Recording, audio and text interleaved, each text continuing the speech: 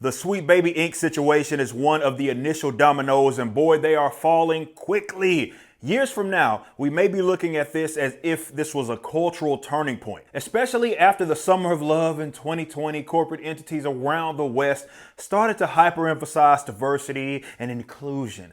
Out of fear, this fake demand became the new hustle for consultant groups that get paid to focus on things like race and sexuality, which are largely irrelevant to the merits of a given product. And let's be honest, it worked everywhere else, but they may have overextended themselves with gaming. Sweet Baby Inc. now seems to be the kiss of death. Cabrutus's curator group has 300K plus followers now, and people are staying away from those games that they've touched. The Black Girl Gamers fiasco has had quite the backlash as well, as our own Gothics has shed light on their practices. And most recently, another group has a spotlight because of this bizarre video. Melanin Gamers are apparently another D.I.E. consultancy that has their own nonsensical efforts. They are bragging about creating the first ever rating system to identify toxicity in online gamers. This initiative is ironically called The Watch.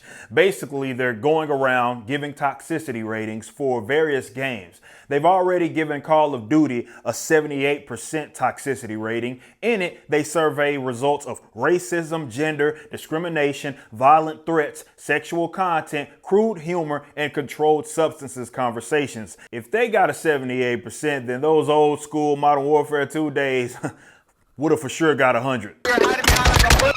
This is solely done to perpetuate that gamers are toxic. They, quote, want to call attention to the fact that the gaming community desperately needs change to be an inclusive safe space for all who play. Jesus Lord.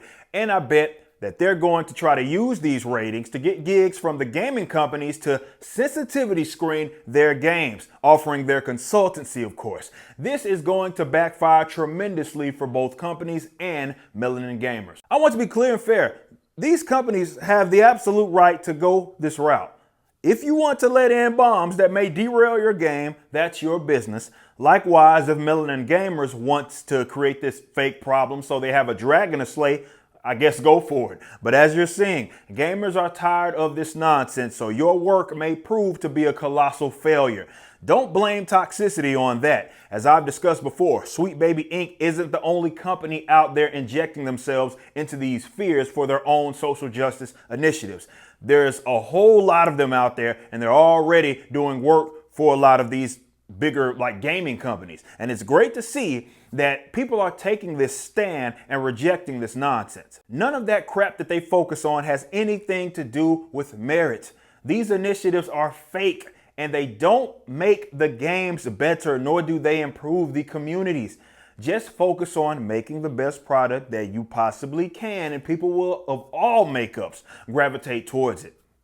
It's all so simple. Thanks for watching. Right now, the Rippaverse is in the middle of our latest campaign, Yaira #1, which was written by the Saskas. Head over to Rippaverse.com, pre-order, and check out our first live-action trailer and the latest Rippaverse Studios production, Y'all Be Easy.